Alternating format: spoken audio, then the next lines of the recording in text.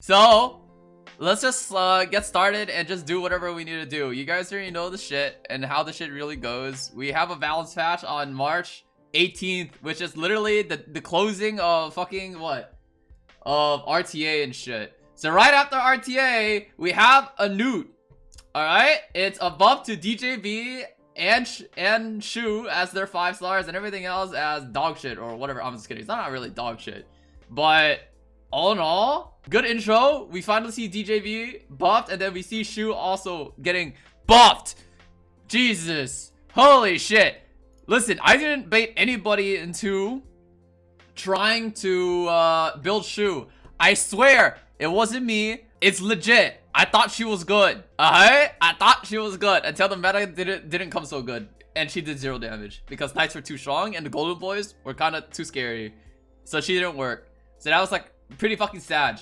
But going on, we got golden boy, as in golden boy that does increase healing now, that goes on either S1 S3, so basically a skill on his buff effect. And then we get over here where he actually has reduced damage suffered from crit hit. So he has like an adamant shield effect now, or like a buffed single target adamant shield when his S3 is up. But I think like the only problem when this happens is it still kind of sucks. How does this deal with himself? He can't deal with himself still. I don't think it's that half bad though. But he can't deal with himself. He can't deal with Basar. DJB can't deal with himself. Duh. And currently, Basar is actually do be kind of scary right now. Although, I still think that he's a pretty strong last pick if you guys actually put it up when everyone decides to run like full damage. He could actually be a very scary asset, depending on how much he heals. Until we actually know the value of how much he heals for, I can't really say much of whether this is actually a good buff or not. I think his S3 is actually kind of decent. It allows him to be, instead of just a straight turn 1, he could actually play a turn 2 unit. But unless we actually know how much healing he does, he might still feel really bad. Especially when, especially if he doesn't heal a lot. If he heals some like small PP size healing, this is probably dog shit and it probably just sucks. Alright? But I think I like, okay, these are like good small changes. They're not anything too amazing though. So we'll see how this is gonna go. Shu is getting a buff. Alright, now this one's kind of big. I think Shu is probably like the big one out of this one. She now gets more focus when she crits with her S1. That's nice. That's really nice. Getting more focus is actually fucking fat. Because this basically means, like, her problem when she was, like, being played before was primarily because then you couldn't get, like, you couldn't get to the point where her S2 was gonna be kind of relevant to the point where all she did was spam swoosh the entire fucking time. Her previous S2 basically had a condition. Her S2 here had like a really weird condition of actually increasing her damage. But then the thing is, when you couldn't get enough focus, especially when you couldn't get enough focus out of her S3 into her S1, and then you had to like wait like another 2 turns before you can actually do push for the reset, it was taking too long for Shu to actually do anything to do damage. She did do a lot of damage when it did happen, but then it just took way too long before it could. So this change here where it increases the amount of focus that she gets on crit is actually pretty value. She also got like, what is it, an unconditional 50% now, which is dude, that's lit. That's lit. She has an unconditional like pen now. This is fat. Hey, she did a lot of fucking damage. Okay, she did a lot of fucking damage with the S2, and like I said, the only problem with her was she couldn't get all the focus in order to actually use this shit. This is lit. This is really, really good. Okay, unconditional with the fact that she can also heal now. Ah, that's not bad. Listen, this is Ravi counter. This is exactly what we needed. Shu can do damage. This is pretty good. See? When she comes back, I'll test her, okay? I already maxed her out. I put her creation to destruction. It was lit. I put my molas and I even pulled a lot of her, okay? Trust, guys. She'll come back for round 2. No problem. But, moving on, we got CRMIN buff. Attacks with a large shield with a 100% chance to provoke. Okay, another, just, she literally turns herself into FCC, and then she has like a much better passive now where it decreases damage dealt received by allies by 15%. I think this is kind of good. This is actually a really good buff to CRMIN. Now, it's no longer an adamant shield. Now it's just straight up reduced damage. I think this is pretty good. I was already scared of CRMIN, and I think if you guys build a very fast CRMIN, this thing could actually still be very scary. If you're like one of those people that enjoys having a pocket pick of a CRMIN, or if you guys enjoy running like weird ass cleaves that can actually protect your team with a CRMIN follow up, this is actually a very scary thing to actually have. CRMIN has always been one of those super sketchy units because then, if your entire team was kind of squishy, but then you had like really good decent follow up, CRMIN was like one of those last units that you always pop for that nice fat S3 where she gets invincibility. But with this, that basically means that you're not gonna get like crazy ass splash damage like from Emerald Crown and other crap. So now CRMIN might feel kind of good. Who knows? I think my only issue with CRMIN is that she still doesn't do anything. So like after her S3, she's still kind of dead weight if someone decides to stall the game out. And I think that's like the only fucking problem with CRMIN. But hey, I can't go wrong with like mitigation that literally just reduces everything, not just crit hit. So this is not that half bad. I think it's decent. And then next we got our boy Troublemaker Kross. Okay, if you guys notice, most of these units I have played before in my lifetime. Yes, I have also played with Troublemaker Kross. He is quite molded, as you guys can see. But I'm gonna tell you right now, when I was reading this thing's dog. This thing is dog shit. Okay, so let me explain the biggest problem about Troublemaker Kross. It's not the fact that it's his mitigation and everything else that really came with it. It's not the fact about his S1. The biggest problem was that his uptime with his S3 is dog shit. That's it. Like, once you do it for his S3, unless you play super aggressive, I think his uptime for this thing is actually really bad. It's not as great as you actually want it to be. And because then it's only just for like one fucking target specifically, it feels really bad. That's why I don't really like Troublemaker Kross. Even his EEs don't exactly save him from this either. Like, he's still in like that weird position where he can provide like a lot of mitigation, but he himself also just eats way too fucking much. And his S3 has a terrible fucking uptime. That's all I gotta say. Like, unless, like, I can't even say much about his S1 either, to be honest, because then who the fuck notices Troublemaker Kross for his S1 stun? Like, I really don't. At least I don't think I do. Like, every single time I use Troublemaker Kross, I never thought about his S1 to begin with. So his buff here is that if it's not his turn, he gets an extra effect chance of 20%, increasing his stun chance to 60% when it's not his turn. Sure, why not? I guess that's okay. He also, so when an ally in the back row is attacked, increase combat readiness of the caster by 15%. So this one might be the only notable part of his entire kit. Why do you think the uptime is bad? It's single target. That's why it's bad. That's literally the only reason.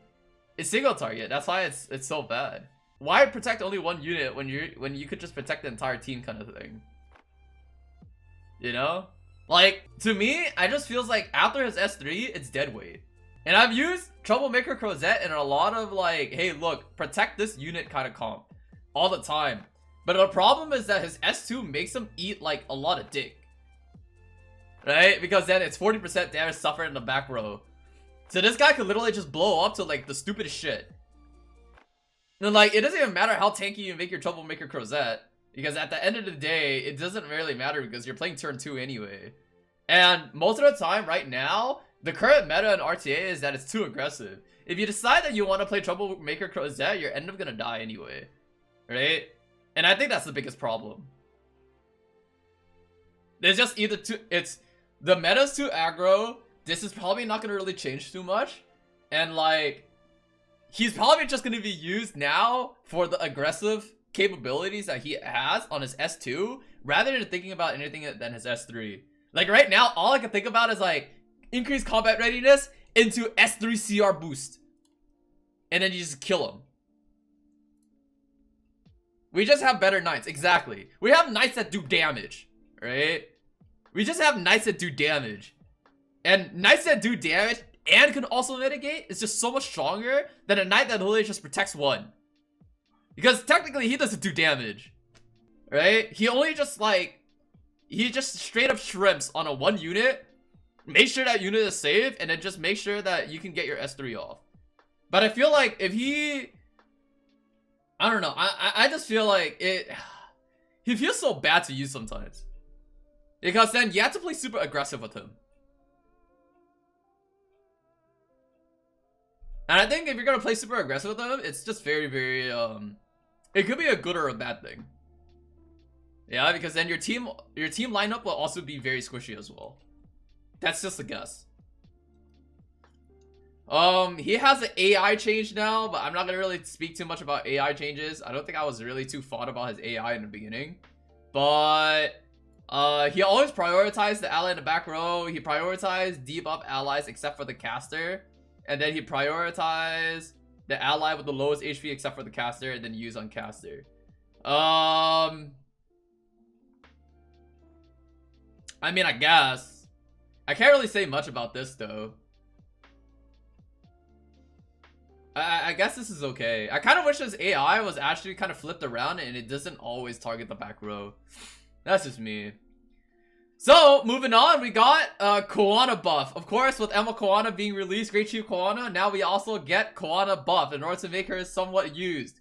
I can't say much about this one either, to be honest, because then literally, the thing about Koana is a couple things. Number one, she's specifically only for fire element heroes. So unless your entire team is literally just fire heroes the entire time, this thing is probably really dog shit, and it probably just doesn't do anything. So, to tell you the truth, Koana, hey guys, you got your golem unit. It's golem unit. Can't go wrong with that, right? Or it could be Lich. It could be a Lich. It's for the new expedition, right? But at that point, everybody in your mom probably has an expedition team done already. So like, this is probably gonna be a little bit too late, but who knows? It's there, right? Next we got Helga. She got increased damage on S1, S2. And then her S3 got, what was that? When using attack chain, so this is her rune. If all allies are Earth, increase combat readiness.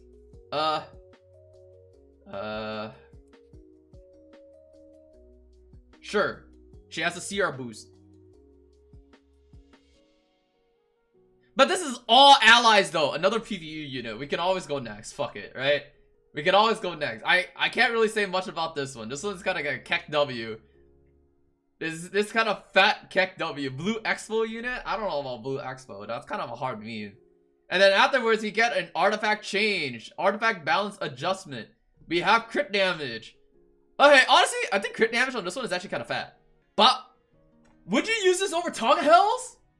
I can't think of like using a major artifact instead of Tonga Hells most of the time.